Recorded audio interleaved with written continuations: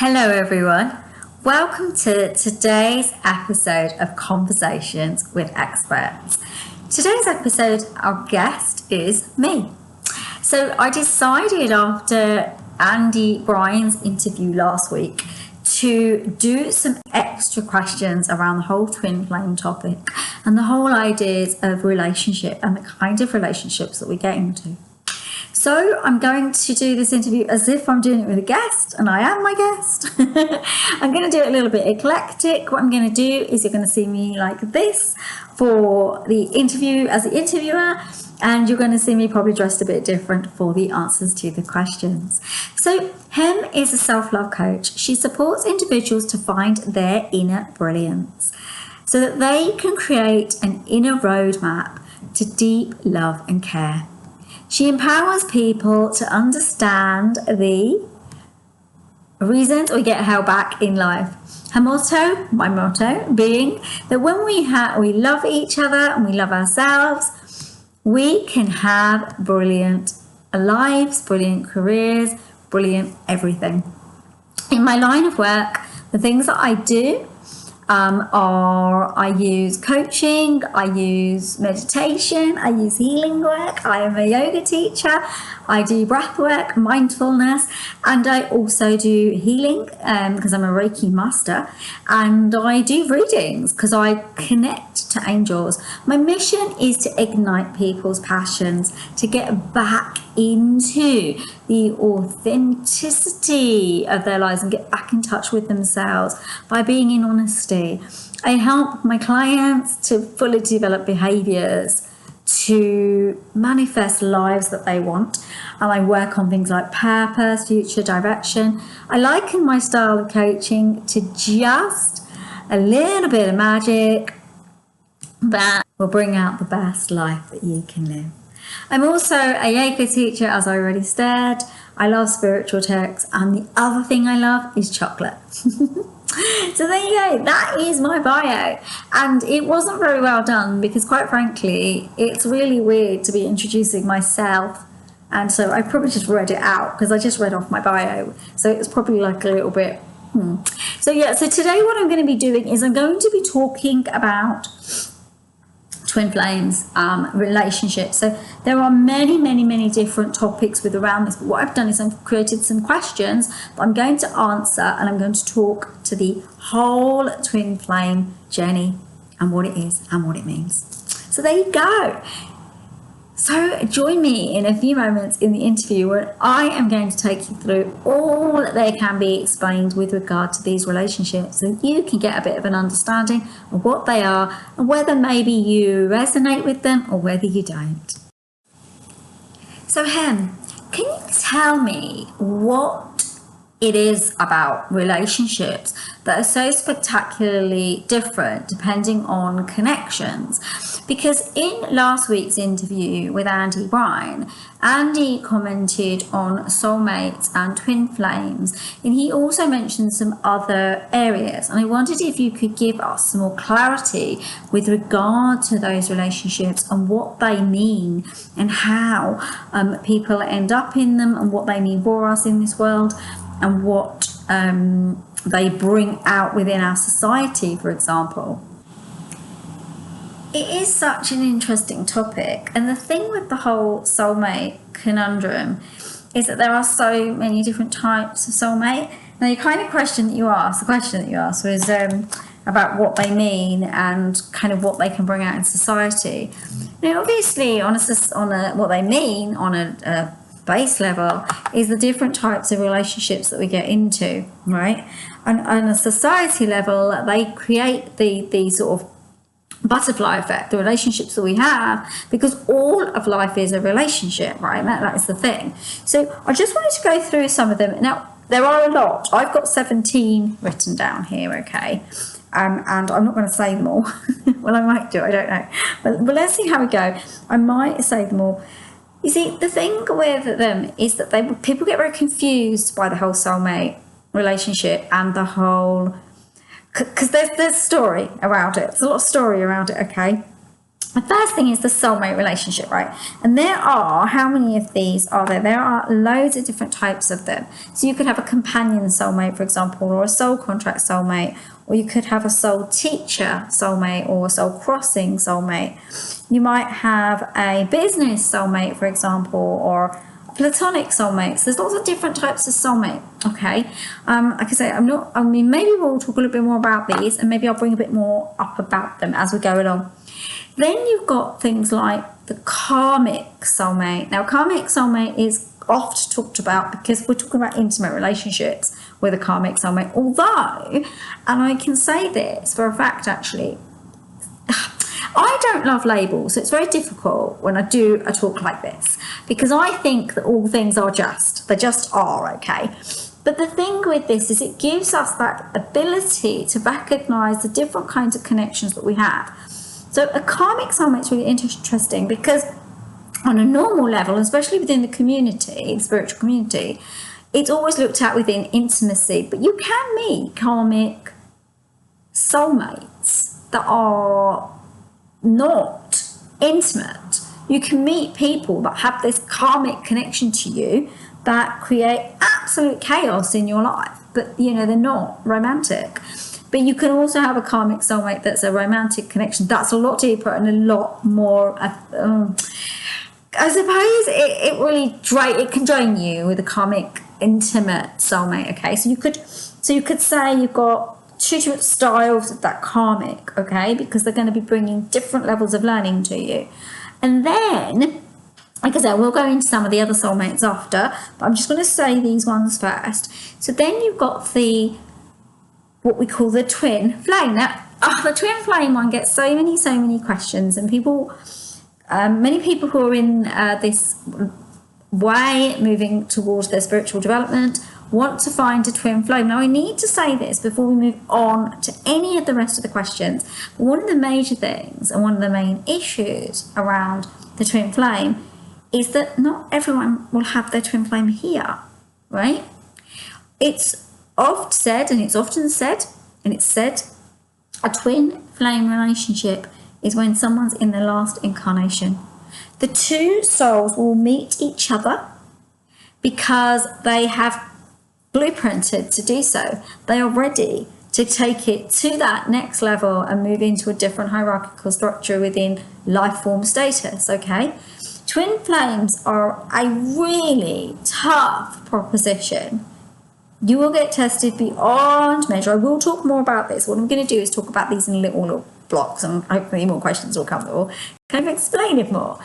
But you see, with the twin flame, you are being asked to elevate yourself to the highest place that you can be in, the highest place. And the heights of that space are just phenomenal. They are beyond anything that you've ever imagined, because they will test you on every level of a twin flame relationship.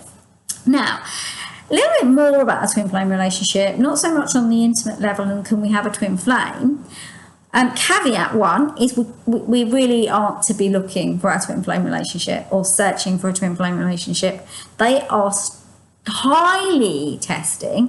They are highly conducive to really bringing out everything within you that needs to be healed and cleared up. Also, a twin flame relationship links to one of the 144,000 which are mentioned in the Bible.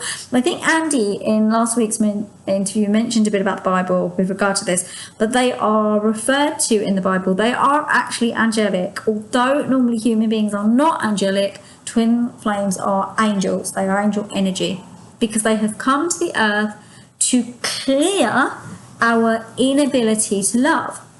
You see, many people think the twin flame relationship is a love relationship. It is a love relationship, but not in the way we think of love. The twin flame relationship is love, right? So when these two aspects, now, lots of people say the twins were two halves of a whole that split apart. Actually, that's not quite right. Twin flames are like the yin and the yang. So although that still looks like two parts of a whole being put together, it's not. They are two individual aspects, okay?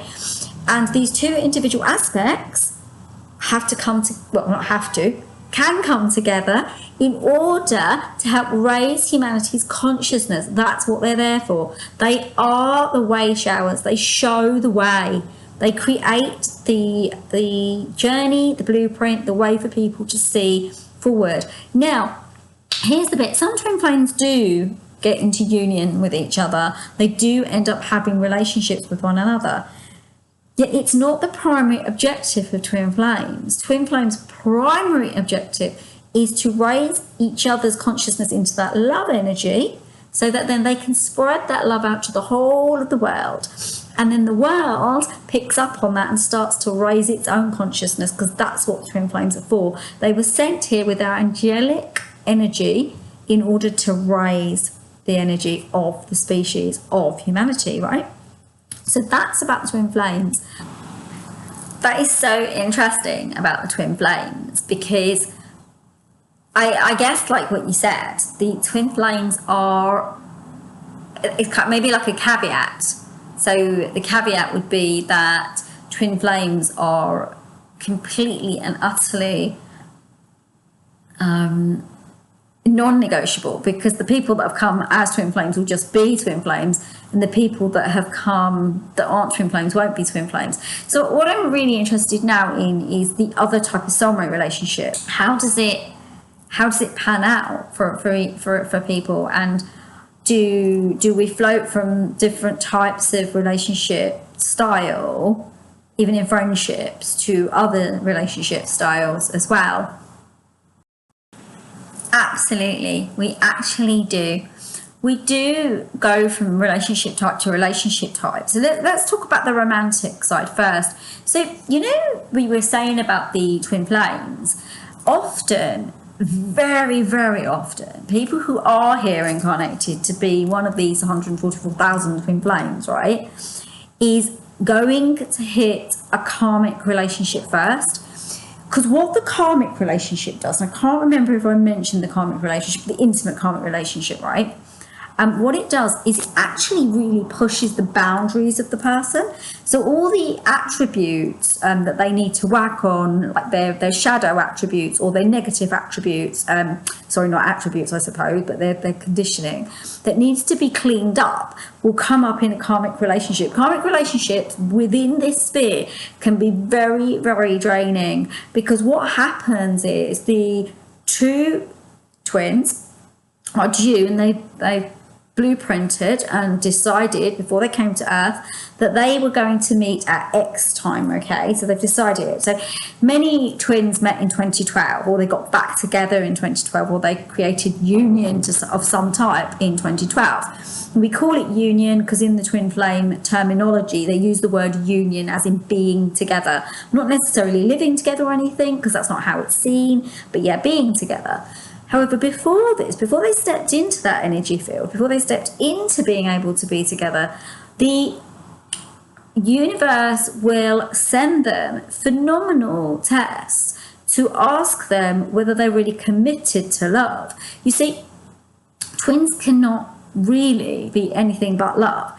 And if they are in an energy field that isn't of love, and they are treating each other badly, then they're not really right to be being together, because the problem is then they're adding and contributing to what twins are actually meant to be cleansing and healing. So that's what the karmic relationship's for. Now, as I talk about the karmic relationship, because I was going to say you go from the karmic relationship to the twin flame relationship then often, okay? However, some people say, and I think Andy mentioned this last week, but I'm not sure I agree with this, but it's not because I don't agree with it. It's because I'm not a big label lover, as I said in the interview last week as well. The thing with labels is they are really only just there to give us guidelines so we know what things are. I mean, we wouldn't know what something was if it didn't have a name. And we know this is a pen, right? So it's a pen, so I need a pen. I can ask someone to go and get me a pen, and then I know this is what I mean. That's kind of why the labels are there. However, let's talk to this whole near twin flame thing. So say you didn't have a karmic relationship first, you might have a near twin relationship. This is what people are saying. And a near twin relationship is not a twin flame, but it's somebody who catalyzes you and helps you to get through trigger points so that you can be with the ultimate one, the one that you're really supposed to be with. So a near twin flame would be someone that was very, very loving, very, very giving, and helped the twin to go on to the real twin. The only issue with this, and issue is probably not the right word, but the only thing I would say with this is that the thing is that if you're with a near twin, are you ever going to leave them? Because if it's as good as a twin flame relationship, it's supposedly meant to be. I say supposedly because who knows, right? Because I say twin flame relationships are wonderful, they're the most loving connection in the world, and there's no problems, even though I think they do probably have those issues because they have to grow. Everything that's wrong has to come out and be cleansed within a relationship like that. Yet the thing is, I would have thought, should we be in relationships where we're in a near twin relationship, we'd want to keep it going. Maybe we'd never move on to the twin flame one. That's why I always have my juries out on whether there really is a near twin flame, because what would be the necessity of one? I get the karmic thing, I get that, I understand that, and I recognise that, but when it comes to there being a near one, I'm not so sure. Okay, and whether you believe in it all, that's another thing, right? So then with a twin flame, now many people have said this, and I'm not sure how this works. People say when you get with your twin, you've got it all sorted. It's not true. It really isn't true, because if it was true, and you connected with your twin and you never ever had any problems, then the whole basis of what a twin flame relationship is seen as would be inaccurate. Because in the twin flame relationship, they talk about the intensity of it, the fact that twins, they tend to run away from each other, one starts to chase the other, and you've got this kind of push-pull going on, and it happens consistently. If you've got all your stuff worked out, that's not going to happen, right? Yeah? Be aware of that, because you know what I'd like to say, actually, if I'm kind of being really, really honest, is really love the relationships that you're in, regardless of what they are. And I think really, in real terms, a label is never going to be the answer. A label's never ever going to be the answer. If we're looking to labels to define what we have, then we're not living what we're having. So these things are here, and these are just descriptors of what they are to give us some understanding. Yet I would always say, really step into your truth, into your belief of love, and step into enjoying the connections you have, as opposed to questioning what they are and attempting to look for a relationship that is better than. You see, the thing is, and I'm going to say it because it's really true, if you're looking for a twin flame relationship, or you're looking for a soulmate relationship, you're looking for the best relationship in the world, you're not living. And that's also quite egocentric. It's ego driven, because the ego always wants to compete. The ego wants to have the best. The ego wants this because it thinks it's better than this. When we're in true love aspect, we don't have to look for those things. We don't need to, really. It's not the thing, really. I do find it quite funny with the whole twin flame thing, like the fact that, yeah, people are out there actively just looking for their twin flame. And I would wonder about how healthy that was for them to be doing that, right? Let's move into more kind of what the other types of soulmate relationship are. And if you can actually explain maybe the difference. I know Andy did last week in the interview, but maybe the difference to your mind with regard to twin flame relationships and soulmate relationships, and what they really are and where those differences are. So yeah, there is a difference between the two. And it's not just the two, there are a few, and I have got some of them written here, so I will go through them. But yeah, there is a difference. I mean, the soulmate relationship, but as I say, apart from twin flame there will be an intimate level to it, okay? Although in some ways, even a twin flame relationship could be what we call semi-platonic. Twin flames would just, people who think they're twin flames or are in twin flame relationships, or people who want it to be a specific thing, might disagree with me on this, and that's fair enough, because you're entitled to what you believe, and I value that, you know, and I respect that, right? But I do think that there can be, or in all relationship, I think there can be a platonic level in the different gradients of those relationships. So what you'll find is more so, although with karmic it works so much better in the intimate relationship, although you can have it in all different relationships, but with karmic you really get to the stuff faster, because we will butt heads with our love interest more than, say, you might with the boss, or say you might with a parent, for example, or sibling, but you might not with a friend who you do like but you kind of don't like at the same time. Is that kind of understanding. So let's not thinking about the karmic soulmates for twin flames. So the general soulmates that I kind of talk about are things like the past life soulmate, maybe soul teachers, kindred spirits, soulmate friends, childhood soulmates, soul ties, soul family, platonic soulmates, business soulmates maybe. These are just really defining each thing and giving each thing a kind of a pigeonhole in a way. And I'm not a big fan, like I said, of labels and pigeonholes, but this is the best way to understand what they are and how they can be different. So then maybe a romantic soulmate, because you see, a romantic soulmate is going to be different to a twin flame or a karmic, because they're almost like your companion, but in a romantic sense. You can also have the companion soulmates. You can also have soul teachers, soul crossings, and soul contracts. Now I'm going to talk about a few of them. If you're interested in any of the other ones, ask me. But, and if you're really interested in any of the other ones, say it in the comments and I will talk more about them. So I'm going to pick a few of them. So let's go to one that I like, past life soulmates. That's an interesting one, because have you ever met somebody that you kind of go, oh my, I really know you. I really know you. I don't know why I know you, but I know you. I feel like I've already met you in another life. I felt like I've met you in another time. And it's probably because you have. You do know each other. You've decided that when you incarnate in this life, you'll meet at this point. And there's always points. And what's really interesting with all soulmate relationships, even all experiences and destiny moments, is that we will have decided on dates for them. And how it works is, you might say on the 12th, say, of December 2021, let's pick that date, I'm going to meet X. However, it doesn't happen because something happens, and the occurrence doesn't occur, because for that to come to pass, little things have to move into space. But what you do, if you create those opportunities across a few dates, you decide on a few dates, there's always going to be one that will make sure it does happen. It's a fated, it's destined, it will occur, right? So that's what you have. You have these relationships that bring you something. Now, if they're past life ones, they're going to bring through a memory. So being in connection with that person might bring some past life memory recall back to you. It might open that door.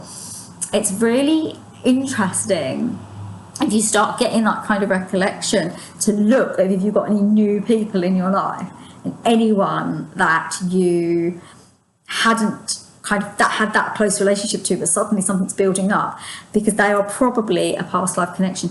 Remember, with past life connections, in fact with all soulmate connections, it can be negative as well as positive. So somebody could have decided, and do you know what, you may not even dislike this person, but you may have decided you'll be the bad guy in this part of your story.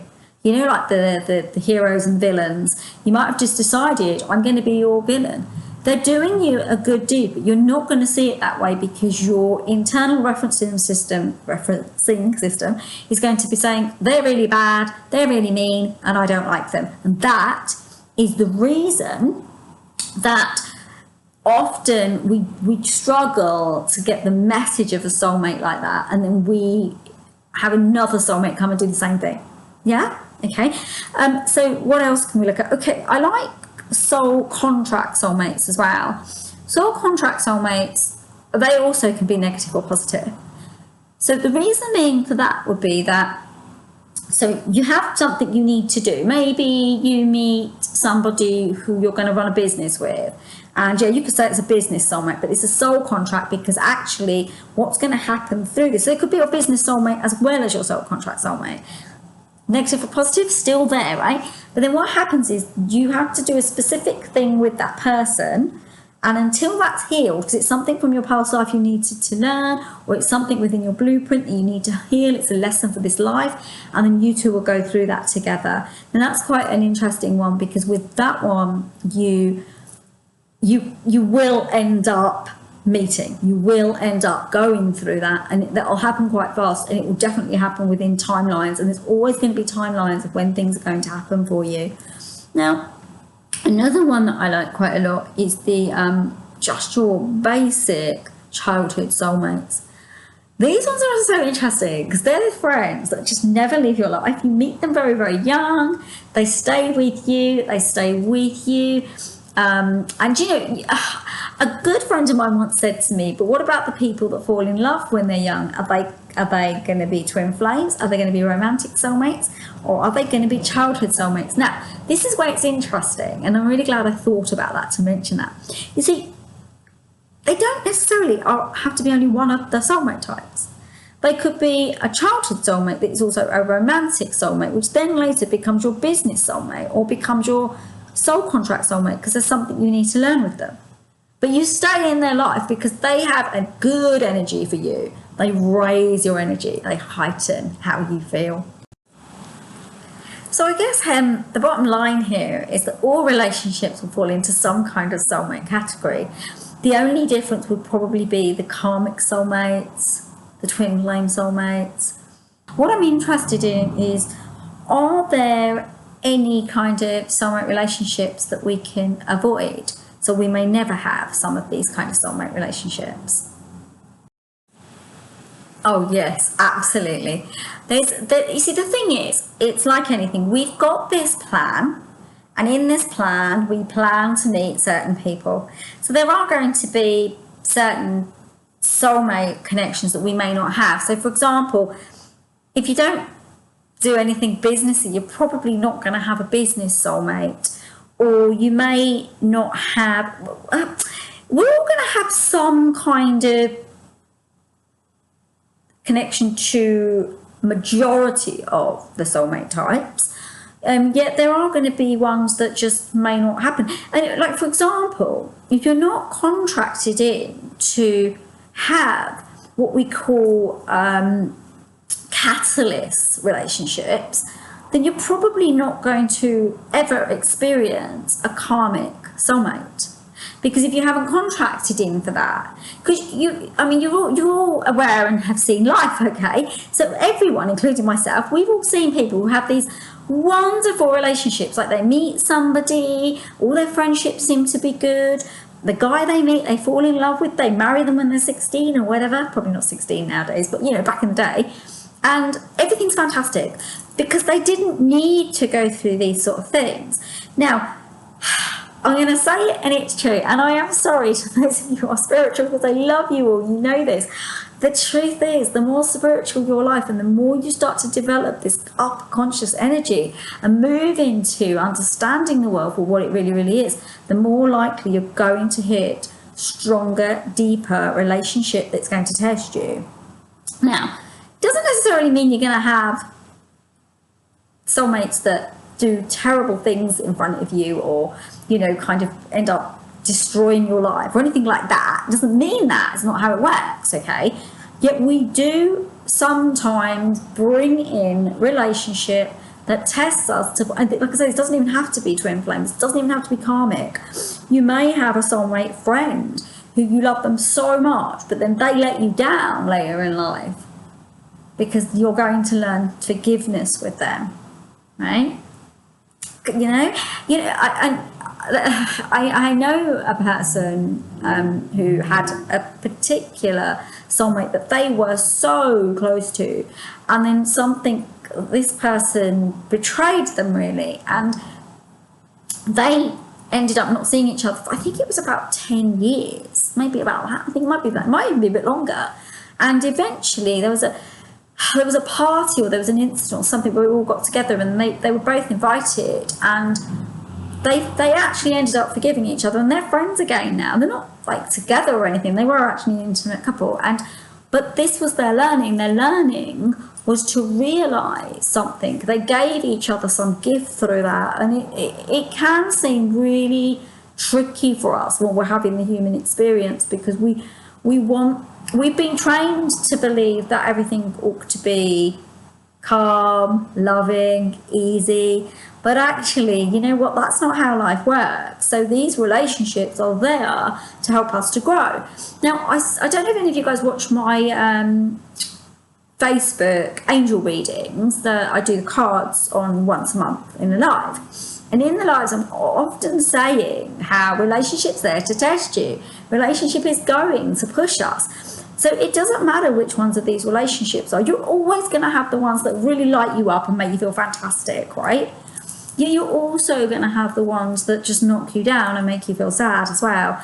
And also, if you've had more trauma as a child in childhood, and also had poor understanding of what relationship is because of your family dynamics, you're more likely to have difficult relationships unless you were strong enough when you were a child to recognize what love was and what wasn't love, right? So that's also something that's kind of part of it as well. So thank you. I love this. So this has been really weird doing this. So we're at the fun part of the interview. So it's, and you know my way of doing these now. This one's obviously a bit different because it's a bit crazy. It's like having two of me. But yeah, the questions I'd like to ask, we're going to do the fun questions. So my first question to me is, could I say and recommend my favourite fiction and non-fiction book, a spiritual one and a non-spiritual book? Oh, you kind of think, right, that as I'm the interviewer and the interviewee, right, that I would know that these questions were coming and have something prepared, but I actually haven't. So I'm not sure. Like for fiction, let's do spiritual. Yeah, let's do spiritual first. So I'd always go to The Alchemist because I absolutely love that story by Paolo Coehlo. I don't know if I've said his name right, so if I haven't, then there you go. I'm trying to think if there's any other ones, like the spiritual fiction. There is a book called The Barefoot Indian, I think, if I got that right. And I cannot remember who that's by, but I will put it in the notes. I'll find out and actually put what the book is as well. Maybe put a little note in the corner here if I have got that wrong. But there is that one as well. And then non-fiction for spiritual books. To be honest, there are so many spiritual books. There's just loads of them. And there's so many different types of authors. So I don't really have a favourite. But if I was going to recommend anything, it would be stuff by Louise Hay. Because poor Louise is like, she's left us now, but she's left some amazing books with some great information in them. And I would also say that, what's another really good one? I would also recommend maybe looking at work by people like James Van Praagh, and also work by, I know Doreen Virtue doesn't do it anymore, but she writes some really, really good books as well. I haven't actually given you a specific book, have I? Okay, so let's think of a spiritual non-fiction actual book.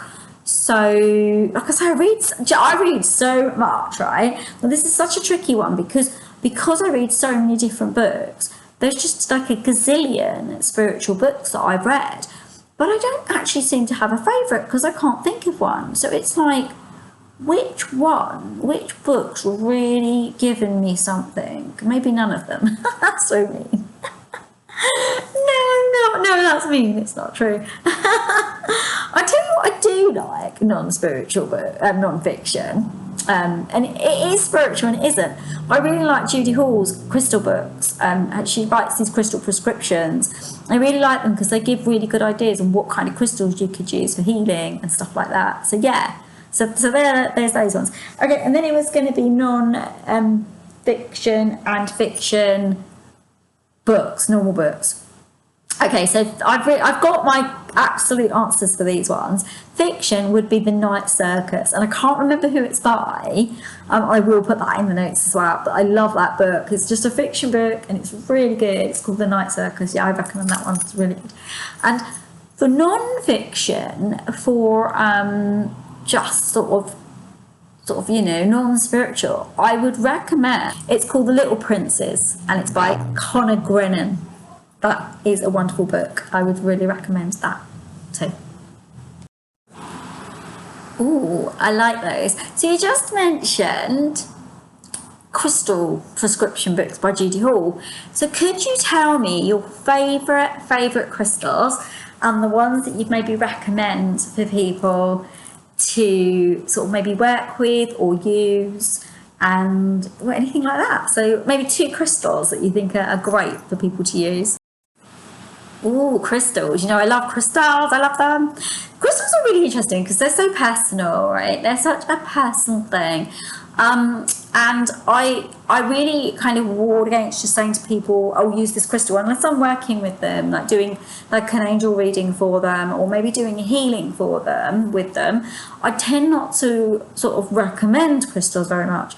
However, on a very, very grassroots level, clear quartz is definitely one to use. If you're kind of feeling a little bit out of sorts, because the good thing with a clear quartz crystal is it can kind of encompass many areas, so it can help with many, many, many things. But with a clear quartz, just be aware, if you're using it a lot, say at night time, and you kind of using it to protect you and stuff, they can get cloudy because they actually do absorb from us stuff so that they can cleanse stuff from our systems. So that's that one. And then the other one, I would say, I'm really a big lover of pink crystals. I do self-love. So let's give you some self-love crystals. So self-love crystals, okay, and good crystals for love. So bringing in love. Rhodochrosite's one, the pink rhodochrosite. Kunzite is a really good pink kunzite. Petalite, pink petalite. Rose quartz, they are good ones. They're good ones for bringing in love connection and helping you to raise yourself into deep self-love. Green crystals also help with that, but I'm a little bit of a pink thing. I like pink. I love the colour pink. I like cerise dark pink, and I like that strong pink, and I like kind of dusky pink as well. So I do like that. But yeah, if you do feel called, also green crystals can help with that kind of bringing in love and bringing in that self-love energy. Ooh, totally loving the pink crystals. Because of course I would, because I love my pink. Thank you all so much for watching my absolutely crazy episode of Conversations with Experts. And it was crazy. And it reminded me, I don't know if you guys know, there's this guy on Facebook, I think he's called Jason. Jason interviews Jason about, he was doing it all about the event, the pandemic stuff. And it's really funny, and he asks Jason questions and then the other Jason answers. So I kind of done that, and I found it really, really weird and crazy. I don't know how he does those interviews. Or maybe I've just tapped into it. I don't know. But anyway, guys, you know where to find me. If you have any more questions about twin flames or anything to do with that, please drop me a line. You can put them in the comments, or you can email me, or you can message me on my contact form on my website, which is www.selfloveselfcaresystem.com. If you're interested in working with me, I offer healings, I offer angel connection readings, which are all about divine purpose, focus and direction. I can also do other things as well. I've been doing this kind of work since I was 11 years old, so I have the propensity and the ability to bring you through messages that you need. I also do coaching. Coaching's on the line of love and self-love. It works really well with stuff like the twin flame stuff, because if you're stuck in a relationship that you don't understand what's going on, the coaching element, especially in the self-love arena and maybe even the spiritual arena, can really help with that, to help to refine what's going on within your mind so that you can really move upwards in your relationship in a better way. I mean, sometimes we need help. It's just the way it goes. I mean, and sometimes we don't. You're going to work on it on your own. It's probably going to take a little bit longer. I do thank you so much for watching this, like I say, crazy episode. I hope it comes out all right, because it's been a real weird thing to do. I am sending you all so much love as ever. If you need anything, you know where I am. Do feel free to contact me if you have any questions. And if you're about and you're free on the 1st of June, on my Facebook, it's my Self-Love Self-Care my self-love, self-care angel system page, I do a live angel card readings, so you might find that quite interesting as well.